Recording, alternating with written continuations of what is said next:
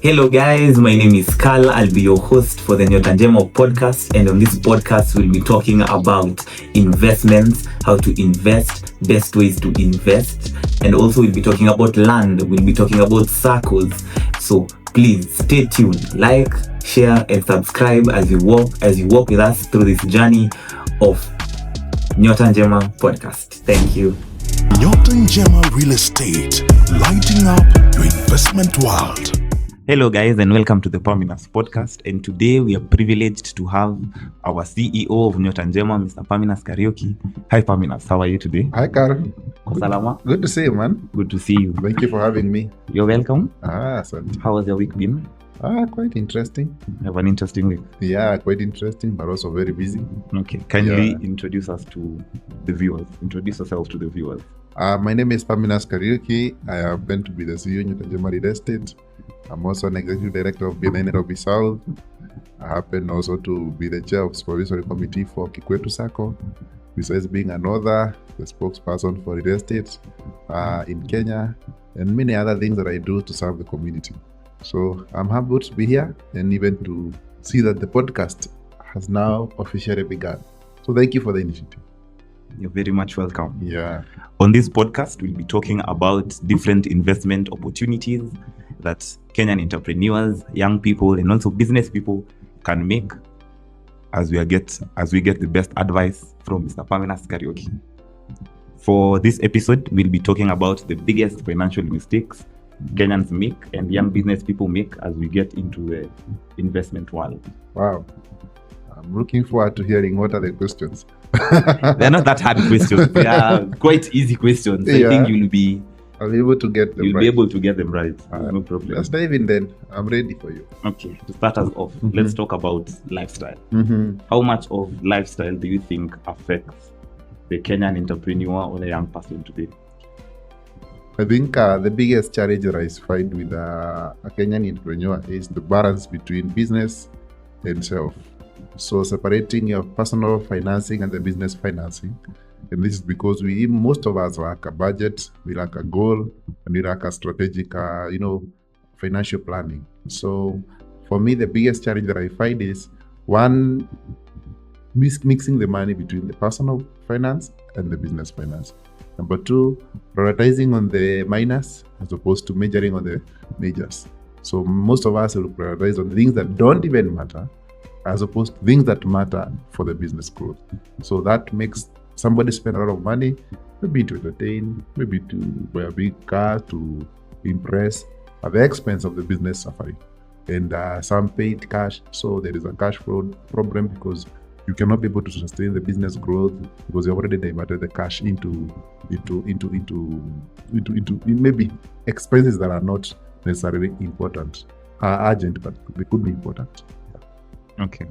So what you're saying is money from your personal account and money from your business account do not mix at all. I didn't start there. I started with mixing them as anybody would start. But I think that is one of the mistakes that I ever did until I started with one of my friends who told me, you need to pay yourself a salary so that you're able to know whether you're living within your means or you're living at the means of the company. And that is when I started paying myself a salary. So myself, my wife, and anybody who works in the company have a salary at the end of the month to ensure that we are able to live within our means. Okay, no problem. Let's talk about soft loans like Fuliza, Mshwari, and the other small apps that give people loans. Do you think they affect business people right now? The truth is, for me, I see all these soft loans as credit cards. Because if you have a credit card, can you sustain your life on a credit card? Most people will take this money because they are not able to plan their finances accordingly. In my view, these soft loans can be good if used for the right purpose. But if they are spent for consumption or unplanned budgeting, in my view, that is not right. But if you're using them for an emergency that maybe you didn't have, you're waiting for a check to mature, and there is a payment that needs to be paid urgently, you can take it and make sure you are paying it within the shortest period possible. I have personally found myself in it. By the way, I have a very huge limit. So I can easily take it, but up to a certain amount. And I ensure that if I take it, in at most one day, I have paid up the money. so that I don't incur a lot of cost. I don't incur the processing fee, but not incur interest that is accumulated every day or even every month. So what do I advise, or what would my opinion? I think getting money from the so-called soft loans, they're not soft loans, actually they're hard loans, because you end up paying a lot of interest. And number two, you also end up changing your lifestyle. I was talking to a good friend of mine who was telling me an analysis was done by M-Pesa or Safaricom, and they realized that Fuliza happened to increase. We have almost 3 times, Fuliza increased 3 times or to 5 times every Friday. And the payments are made on Monday. Because people have gone out and they realize they don't have enough to spend. They have to prove to others, to their peers, to their friends that they have enough to sustain their bills. And then they end up going to Fuliza, they end up going to M-Shwari, they end up going to all these apps. But then on Monday, they have to pay back. But that makes you become a slave of debt, where you cannot be able to do anything because you're already tied to a certain lifestyle. I know I have my Fuliza to pay for me, I have my Fuliza to pay for me. And that is what, it will not only affect the individual, but happens to affect now the business, and especially the barrier statement, if you don't separate your business finance and your personal finance. Okay. So with loans, your advice is to, whenever you're taking a loan, it has to be a loan with a purpose. A loan with a purpose, and actually this not only applies to soft loans, it applies to all loans that we take. Because nobody gets rich with their own money. You have to spend other people's money, and that is why banks are there, financial institutions are there, PE firms are there, so that you can be able to mobilize money from other people who already have it, take it and pay an interest, but at the same time use the money for the right purpose to give you more money, so that even if you pay an interest, you don't feel the pain of paying the interest. So when you realize that you're feeling the pain of paying an interest, it's a bad loan. Because it means maybe the purpose to which you took the loan for was not ideal for that loan. And that is why sometimes you have to diffuse and see, am I taking a loan for consumption? I don't believe in taking a loan for a consumption. I only believe in taking a loan for development, a loan for business growth, and I should have a forecasted projection to show me when am I going to get this money paid. And in most cases, and all this is my advice to all, never allow your loan to mature. Always pay it fast. I know for the bankers and for those who are lenders, you may not like my statement, but I always think it's better to clear your loan before it matures, because you have paid a lot of interest at the end of it. So whether it's a business loan, it's a soft loan, a loan is good if it is for business growth and for appreciation of the business. But if it is for consumption, you're taking a loan to pay school fees, you're taking a loan to pay your rent, you're taking a loan to pay your staff. Let me tell you, I'd rather have staff cuts and staff salaries cut than pay them on loan, because it means the productivity of the company is not commensurate to the amount that I'm paying. Yeah. So, and that is it's a painful decision. Sometimes you have to let people go, and when you let them go, they get angry. But you know what? Living within your means is not only for individual living; it also applies to the business. So if the business cannot sustain its own basic expenses, I shouldn't, and no businessman should go to a loan, especially if you can do it for once, but don't do it as a repetitive thing. Don't live like our government initially, which was living in a debt. You are borrowing recurrent expenditure of up to 56% of the budget every year. So you are living in denial that you cannot sustain your life, but you also want to prove to people that you can sustain that life. Yeah. So for me, I believe in ensuring that you don't live beyond your means, be it in personal life, business life, and when you take a loan, take it for development and business growth, not for consumption. Okay, so let's say somebody went to their Due diligence. Due diligence for a specific business. And then they went out and they got a loan from either a bank, financial institution. Coming back to invest in the business that they had thought of, it came out that the business could not pay back the loan. Now what next from there? I think before any financial institution gives you a loan, they do their KYC, they do analyze your financials to see where you're coming from, how you're performed, and also a projection of how you're going to do it. So for them to give a loan, they have already hedged their risk by ensuring they have analyzed and gotten the confidence that the business can be able to sustain itself. Now, fate has it that sometimes business doesn't go as you expected. And I found myself in such situations where you have qualified for a good loan, you have been repaying very well, but all of a sudden business gets to stop. So in such cases, there are many ways to handle it. Number one, you can go to the same financial institution and ask for a moratorium. Moratorium is a grace period where you're not paying anything. You're only paying interest only, not principal. That way you reduce the amount you're supposed to be paying every month, or you're supposed to be paying every month, and until the business comes back to stability. So that can be one of the issue, of the ways to handle it. Number two is requesting for a restructure. Restructure could be expensive, but it gives you a breather so that you can be able to pay back that money with a longer period as you had expected. A restructure means if you are paying 100,000 per month, you can tell them to be paying 50,000 per month, and that may be allowable if you're not maxed your period of repayment. And when they give you that opportunity, you're able to reorganize your finances and still sustain it. Remember, before the business goes to a store, as a good and wise businessman, you're able to foresee and project how the business is going to be. And therefore, for me, that is how I've handled it in the past. Okay, thank you very much. Right now we have chamas. Should I call them nyumba kumis? I don't know if nyumba kumis and chamas will still operate the same way. Do you think they are a good investment option and a good saving option, or just another scheme? I think chamas have a very big potential, but in most cases in our society, chamas are seen as social groups. So people just meet to contribute money, to give car, tomorrow you give Perminus, the other month you give another person, or you can have the money to share over Christmas and eat the money.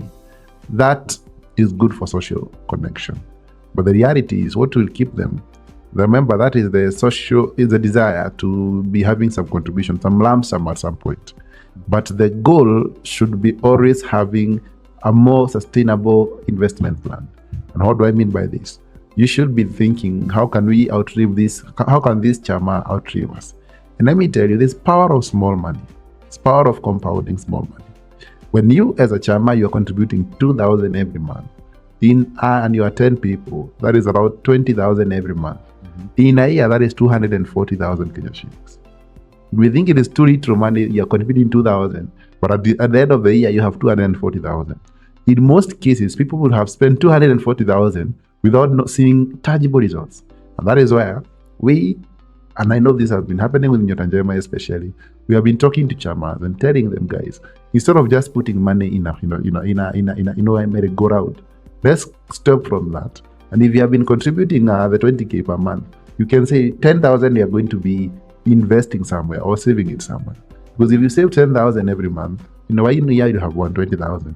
If you have been saving it in a circle, you can come and borrow 320 and 60,000 and get some property in a very remote area or even in a very developing area and get that property as an asset for the chama.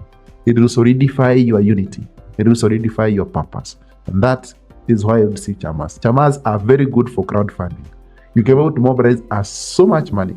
Because if you have been doing 2,000 and you say, you know what, guys, we want to buy 100 acres. We want to buy 10 acres in the next 3 years.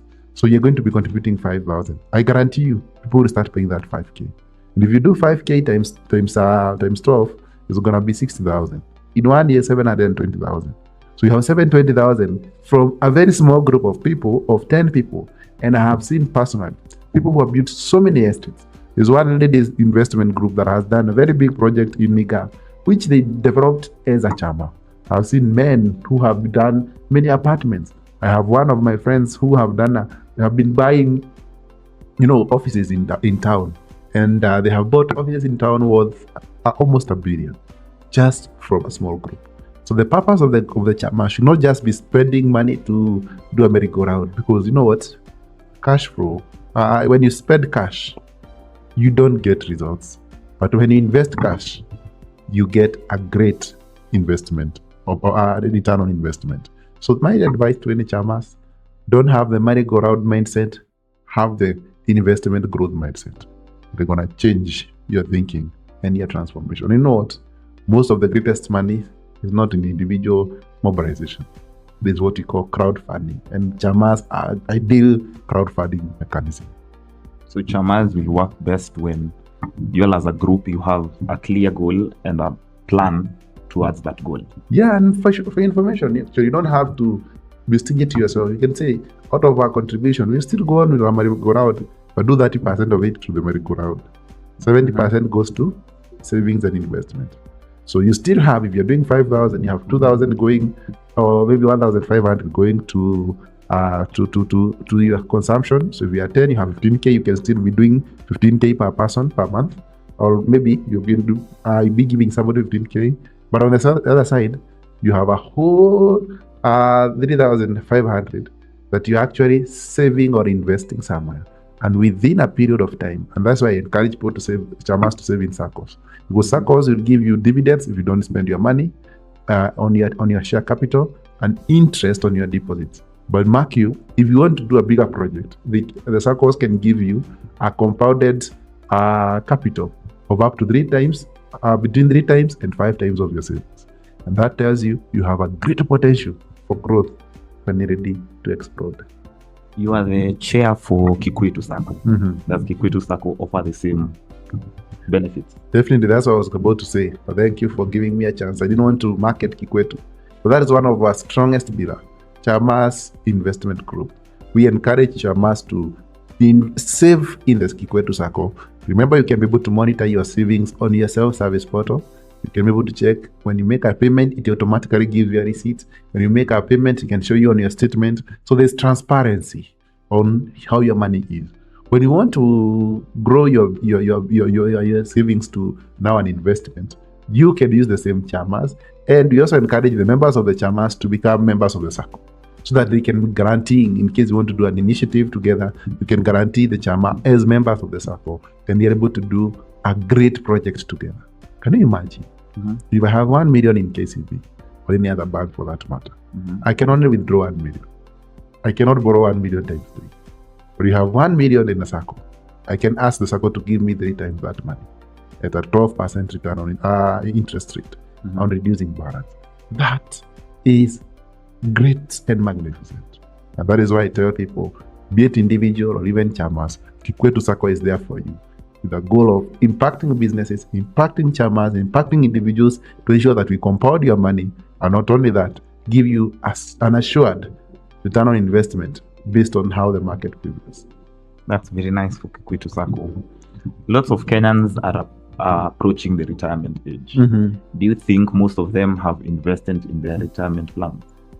That's a very interesting question, but then I responded to you this way. Statistics have it that less than 20% of Kenyans actually save for retirement. And this is a very interesting statistic. Can you imagine it's actually less than a single digit percentage. I gave it 15%, but I guarantee you it is actually less than 10%. Because saving has not been taught to us. We think saving is actually wasting money. And we think we can spend for the moment. I know especially the generation are thinking you want to get things today and today and today, and don't think about tomorrow. The truth is, even the good book says, a wise man leaves an inheritance to their children's children. Yeah. And the truth about such statement, it means that you need to start planning about retirement, because you cannot leave them what you don't have. They said that when you start working, always think about retirement. I have also been a culprit. Remember, I've also been young. I'm not very old yet. And it is very tempting for us to think we have a lot of time to get more money, to get more, we can invest tomorrow, we can save tomorrow. Let me just give you this statement. I was given by a wise man. He said, if you don't start, you never start. So if you don't start when you're earning little to have a saving plan for retirement, I guarantee you, even when you have a lot of money, you'll still not be able to do that. Therefore, my encouragement to us all is to start saving when young and capitalize on growing our retirement, preparing our retirement, because it is said, if you don't have at least 2/3 of your current income, when you don't have 2/3 of your active income when you're retiring, you have 3 options. You retire to retire. That is why you retire TIRE. To retire to TYRE, you go back to looking for another business you can do or another job you can do, or you retire to depend on your children. And who until the children are the young generation who are saying they don't care about you, you should have taken care of yourself. And the last thing is getting depressed and die. So do you want to die? Very easy. I want to enjoy golf with the old guys. There's one lady who encourages, and I love to see her play. She's 84. She doesn't go by a walking stick. She plays golf and she can keep the pace with myself. That is her life of desire. So that she had earned her money is working for her, she's able to sustain a certain lifestyle and continue enjoying it. So this is my thinking.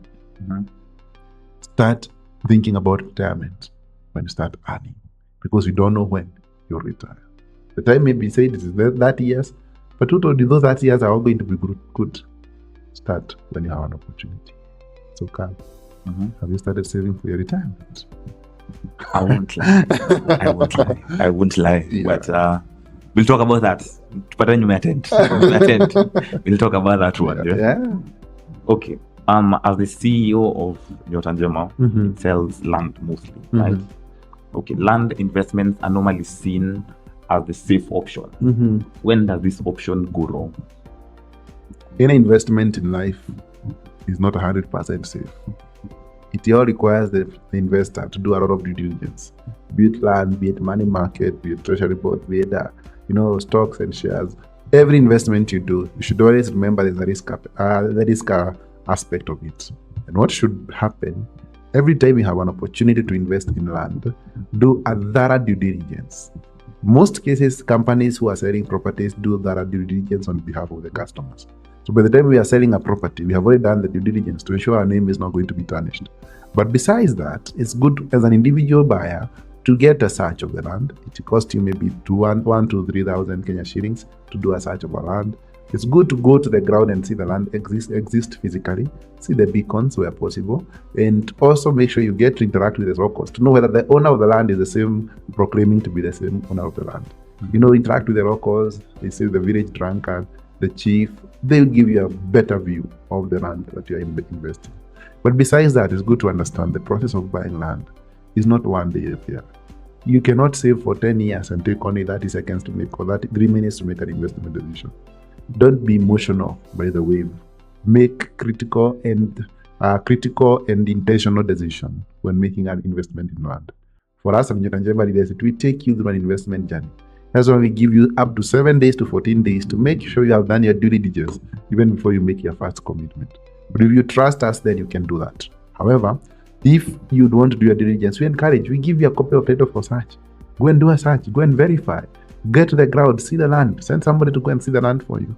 Because you can also buy air. We have seen it happen in the past. So let us not be quick to rushing into land investment. It's also good to do your due diligence. And that's why we don't fear asking somebody to do due diligence on Nyota Njema, because that is what we believe in. Give people what they are looking for. Give people what is rightful for them. And that is what they are going to enjoy. So land investment can be risky, but also if it was not overpriced, it is the only investment class that appreciates in value regardless of inflation, if it was not overpriced at the point of purchase. So if you bought it at the right price, the market dynamics by itself, by the fact that land is a scarce commodity, it will always make it increase in value and will not disappoint you as an investor. So land investment is a good investment if done due diligence. Definitely, and not only land, but any investment. Is there another investment that you will tell somebody to look into as a young person? For now that you asked me about land, I would want you to think about it as a compounding aspect of your assets. But remember, land is not easily liquidatable. So don't invest or put all your baskets in your eggs in one basket. Don't always think about land as the only investment class. There are many others. There are treasury bonds, which give you a good return on investment. There are good maybe money market funds. There are special funds that are happening with many companies that have come up recently. So think about them, but in everything that you're doing, make sure you do due diligence. Get a professional to advise you in all these investment classes. Thank you very much. And for our young listeners, what's one mistake that you think they usually do when it comes to money? Put it that way. It's just rushing to a mass investment. I don't know whether you know about the quail business, but there's a business called quail business, where guys say, hey, the quail eggs are very marketable. Everybody went to quail business and they crashed. We went to another one. I won't tell you this, all the games. You can do a research on it. So please note, there is all that glitters is not gold. And sometimes you're excited by what people are saying in the market. I want to guarantee you, Carl, all that glitters is not gold. Don't be quick to make a decision. Remember, I've said you can save for 5 years. Take 30 seconds to 5 minutes to make a decision. That doesn't make sense. Take time to reflect, take time to analyze, and also look at where you are going. If my goal is to become a billionaire in land, and your goal is to become a billionaire in shares, why don't you continue pursuing the shares and invest part of the money in land? As I also do the land, I also invest in other classes. I have money in shares, I have invested in shares, I've invested in bonds, I've invested in money market, because only a fool who puts all his eggs in one basket. Actually, let me remind you the book of Proverbs says, Ecclesiastes, not Proverbs. Ecclesiastes says, invest in 7 ways. Yes, indeed, in 8. Not me. As we get closer to the end of today's podcast, what's one money advice that you have ever heard of or you've been given by a mentor, by a friend that sticks to you till this date? I think the first one was a challenge. When I started the business, he told me, every business has a business cycle. Don't expect to make a kill before 6 months of your business to 1 year. I thought that guy was crazy. He was doubting my faith. But to date, I always respect that guy because it took the same period for me to make my first sale. And later, it took almost a year for me even to make some good money. But later, with the patience, it has always now started building. So even if I don't make money today, not tomorrow will be a better day. So don't always be motivated by money when doing your business. Don't be motivated by money when you're working for someone. Be motivated by what you learn. Life is a school, and every time you should be learning something that can push you to become a better person. Be it a businessman, become a better businessman. So if you are driven by money, you can get a lot of money today. Then you become reluctant and lazy not to work tomorrow. But remember, the money you got today was meant for that day. You need to still get more money. My advice is, let money not be the motivator when working. Let the results and the fulfillment that comes with the work that you do be the motivator. It always inspires me to see, well, even when I have no money, I have an impact that I have caused in this country. That is more than fulfilling than the money that I have received. Because you can get a lot of money, but then you don't have character. Or you can get a lot of money and you cannot explain to your children where the money came from.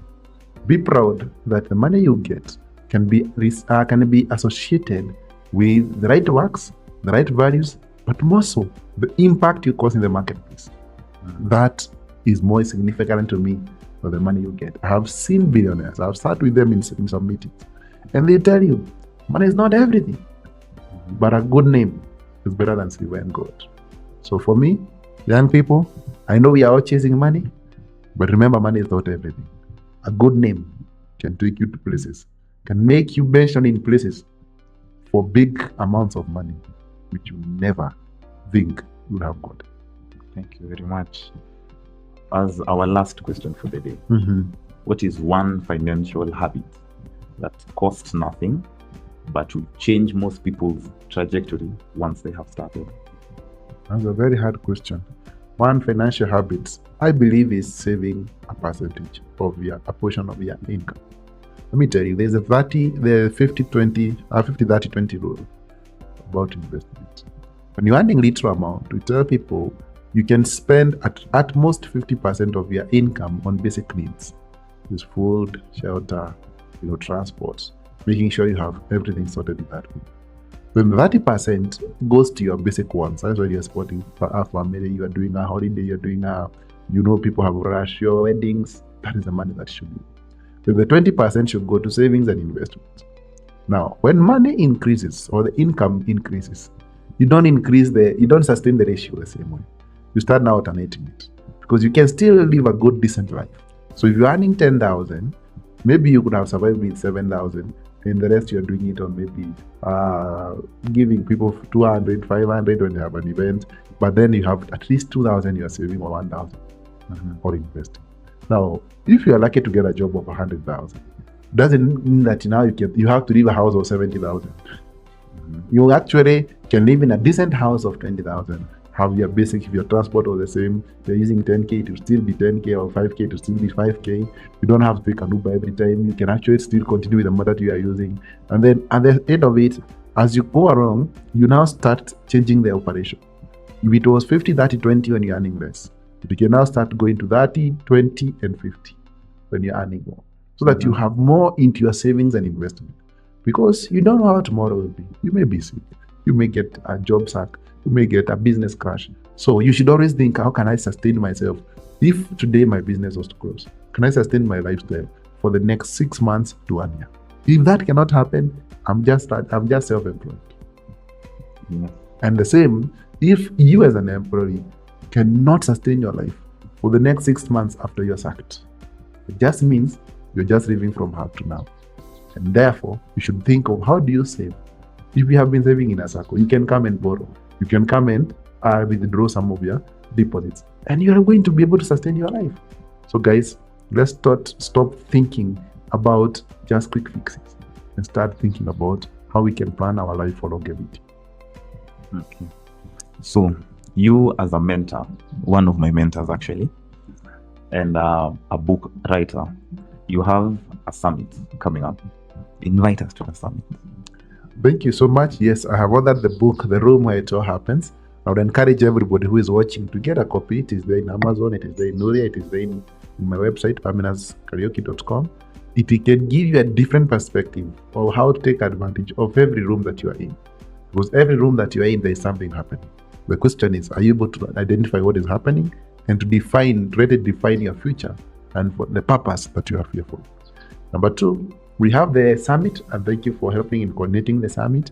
We have been having a push for mentorship, and we thought, why don't we call a summit called Biz Garage, where we are going to be speaking real issues, raw issues, and addressing raw matters that are affecting startups and also people who are growing businesses. The truth is, a startup can be a young person like you, but also a startup can be somebody who has been working in corporate for the last 30 years. Now they are transitioning, they want to start a business. So we welcome everybody who is running a business between 0 years to 10 years to join us on the 29th of this month, August, as we demystify the mystery of starting a business and sustaining a business. And together, I'll be inviting some of my friends to come and share their stories so that you don't only just hear from me. And by the way, one thing you realize, all the stories are the same. It's only that they are narrated by different people. Because we need to share the story, encourage somebody, and let people get hope and confidence that indeed they can do it. So, see you on 29th. Let's do it. Let's share ideas. Let's come and exchange networks. And remember, the best time to invest was 10 years ago. But the best time to invest is now. Invest in yourself, invest in your business, invest in your future. And tomorrow will just be greater than today. Thank you very much for being our guest for today's show, and we'll see you guys during the next one. Thank you. Looking forward to having more of such interaction. Thank you very much. Asante sana. Nyota Njema Real Estate, lighting up your investment world.